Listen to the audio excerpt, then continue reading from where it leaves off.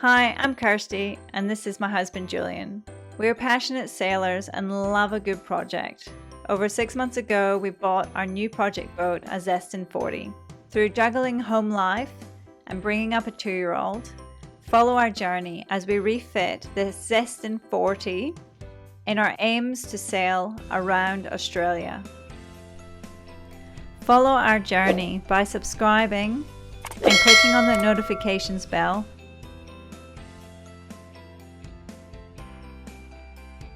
So in the last episode, we got to tell you the exciting news that some of our hatches had arrived.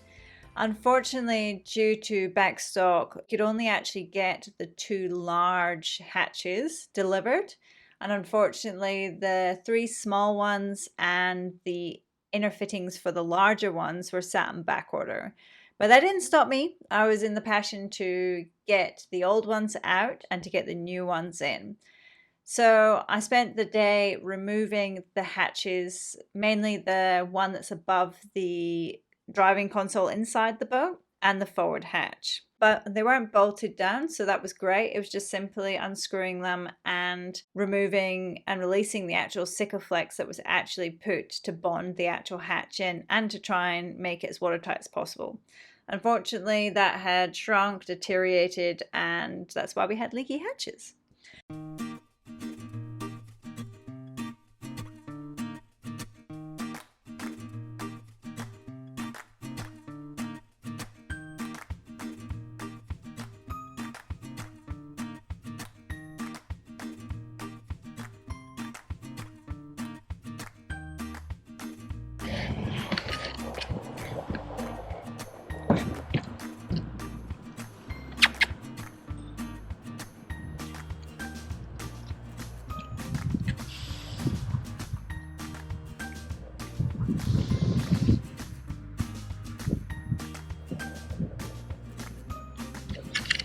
How cute is that?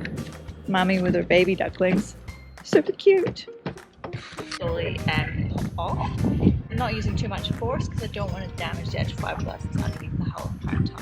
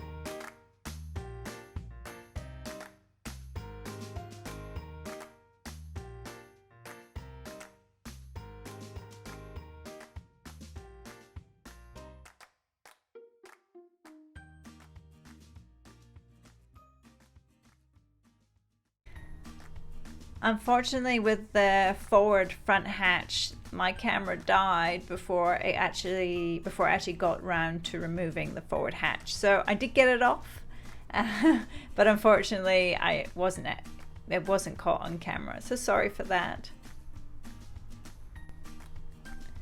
After getting the hatches off, I just used the chisel and really just I just used a chisel to remove most of the sickle flecks off from around the actual hatch.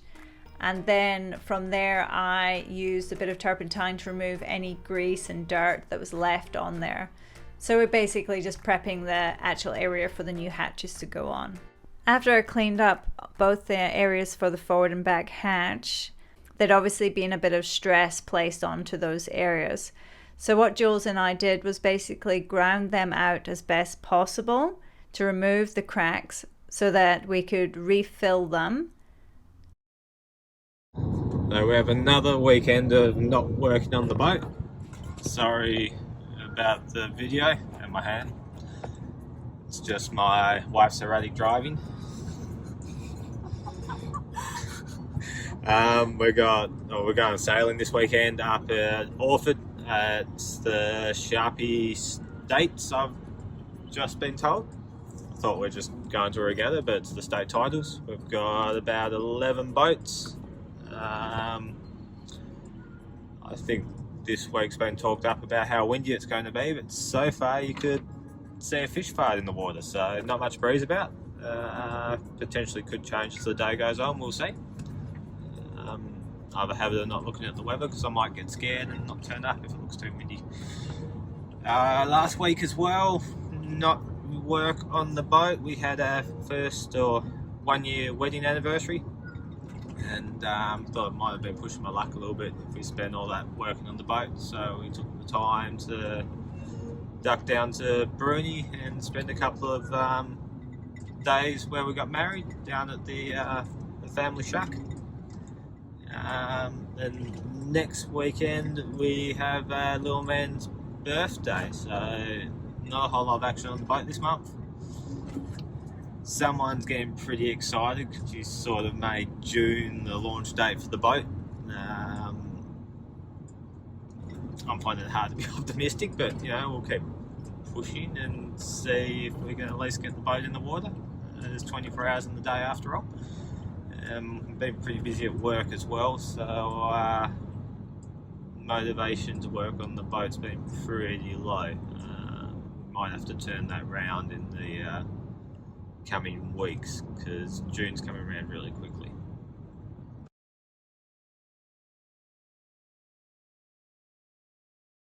Just rounding up after the Sharpie States, we had a very tricky but really good regatta. All the races were really close and just really, really shifty conditions up at Orford.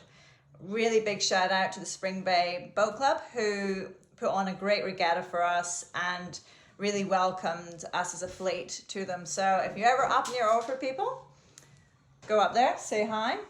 We also had a really good stay at the East Coaster Resort up there. So we booked accommodation for one night up there. And really good, nice comfortable bed, clean, tidy, big rooms, and we had a really nice meal with the rest of the fleet there too. So if you're up there and looking for accommodation, stop off at the East Coaster because that was really good.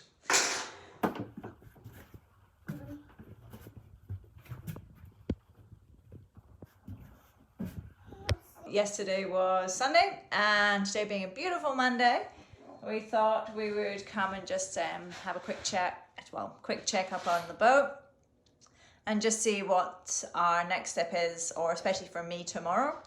Jules is really busy this week with work on other people's boats. So I'm going to be taking on removing quite a lot of the old lining out of the cabins. So not much is going on today because I have my little man, Rory, who's currently enjoying taking anything he can find and shoving it down the little holes we have in the flooring. So helpful. So getting on with boat stuff. I'm really going to be looking in the cabins.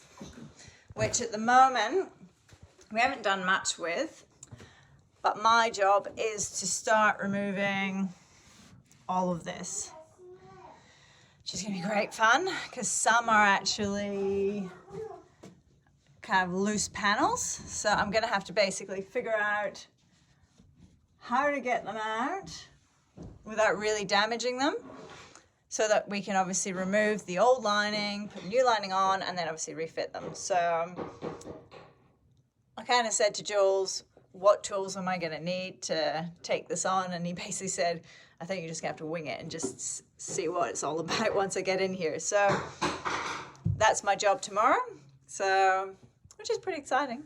Just also another note, in our previous episodes, we were putting in new hatches because the old ones, I did show in the last episode how bad the actual windows were. Check this out.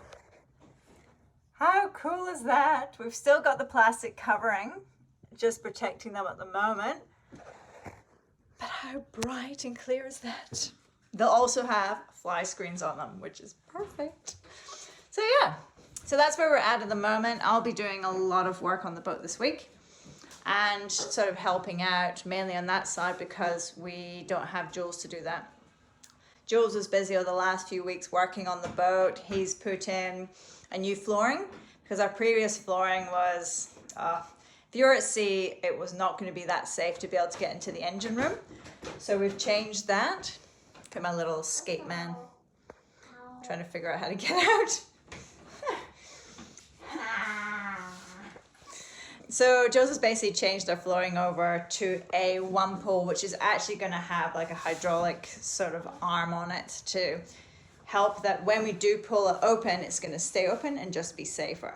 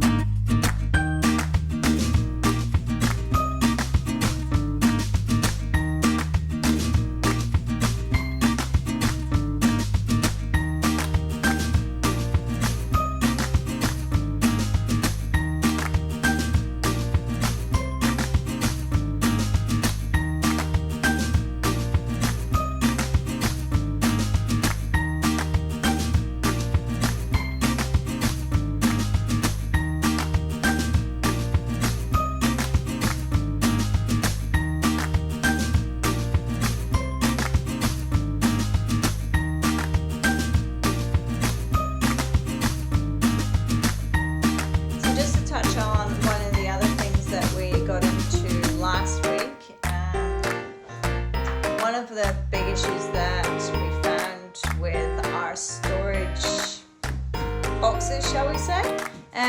That's what I'm going to call them anyway.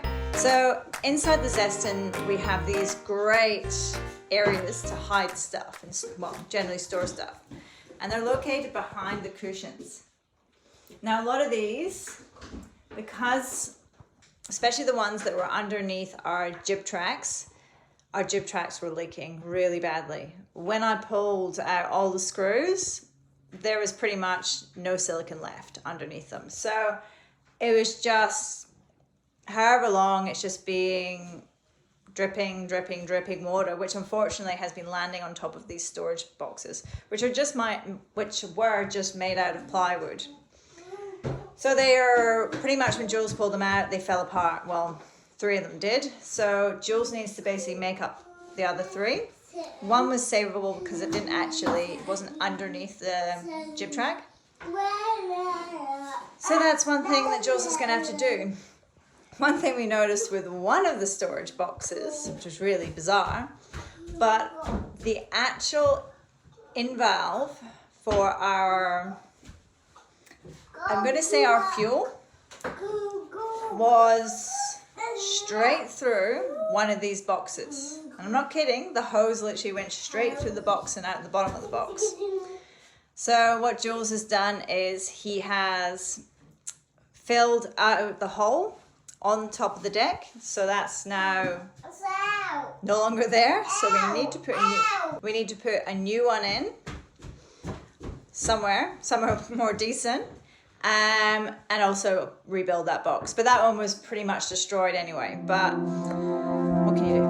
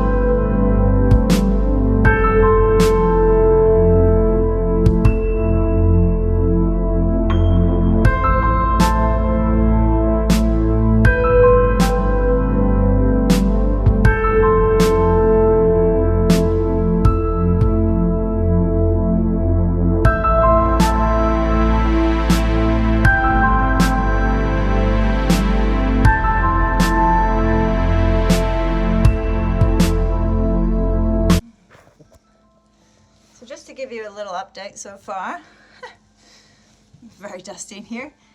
So I've pulled off, basically, call it the fancy furry side of the lining, which is pretty clear and evident that it's pretty much shot. It's all falling apart. Even as I get my hand into it, it's not solid anymore, that's for sure. And just to give you sort of a little video here, you can see, if I lift this up, see how that's all sagged? It's no longer attached to the hull. Sorry, not to the hull, but to the deck, which is where we want it to be. So if I pierce that, I can show you how much it's not really attached anymore. So yeah. It's not the nicest jobs to take on, but I'm just visualizing how it's going to look with the new lining in. So thinking positive thoughts.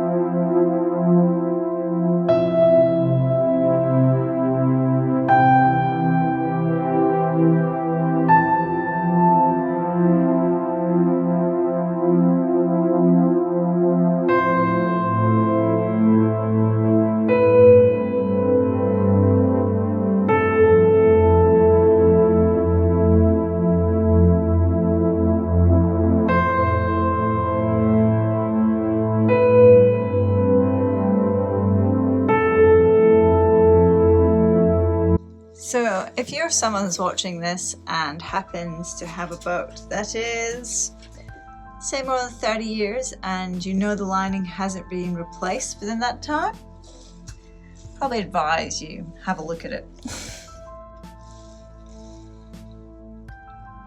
See, that's years of condensation, moisture, and yep, everything else that goes with it. So I've managed to remove most of the lining that was in this forward cabin. I'm just going to remove the shelving lining at the moment, which is just inside these little shelves, which seem to be quite solid, so those should come out quite easily, so which is great. Going to do a clean up in here.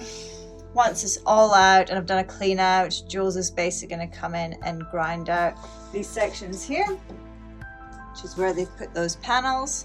I'm also going to start removing some of the lining that was on the panels that were glued onto here.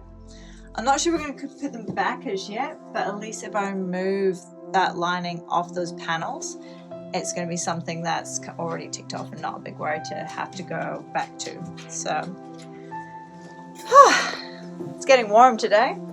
I've got my trusty steed watching out for any burglars or anyone sneaking up behind me. So yeah, it's going to look good when it's in. The lining we have is quite a nice sort of whitish with a tint of grey through, so it's going to lighten this up really nicely.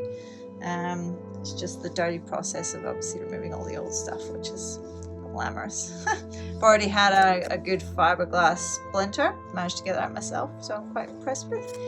And yeah, I'm going to keep on with it.